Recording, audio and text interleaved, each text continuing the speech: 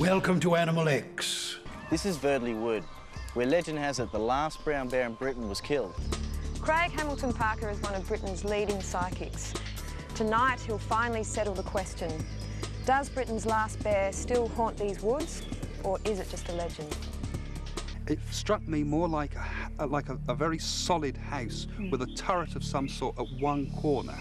I felt as if the place might have even burnt down. I thought there was a fire. I felt it was a fire. And I don't know if it's from a siege or whether it's just an accident, but there was certainly a burning feeling, I saw the fire. It was started and I felt it got out of control.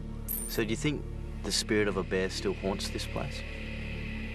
I saw no ghosts.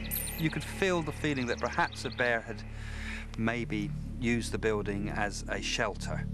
But as for some spooky animal that still stalks that place, I actually felt the vibration there felt reasonably good. Got a sense of sadness about the story of the bear, but I think maybe that's just a natural thing that we would feel because, you know, the bear was once part of this country, but no longer.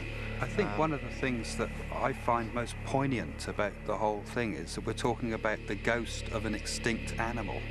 It's a bit like we've lost our own natural side, isn't it? I mean, there's no longer wolves, there's no longer bears, there's no longer those creatures of the night.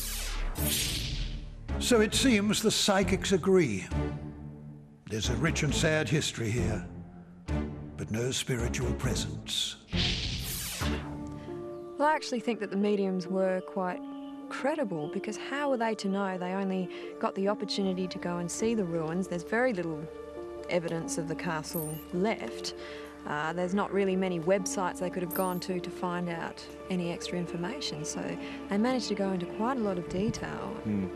And the fact that the actual legend about the bear, the last bear in Britain being killed in the ruins of Verdley Castle, I think if they were fraudulent about it, then they would have talked about the bear being in the castle and being killed in the ruins and all this sort of thing, but they didn't actually pick up on that at all.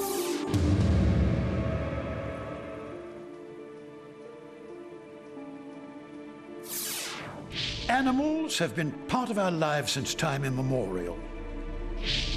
So why should they join us in the afterlife?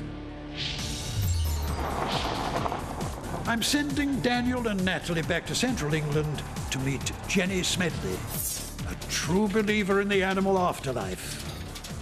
She believes there are some bonds that are so strong they can never be broken. Bonds that can stretch back beyond the grave. She swears that her horse, Baloo, has communicated with her from the other side. There are stranger things in heaven and earth, and you've just seen some of them. See you next time on Animal X.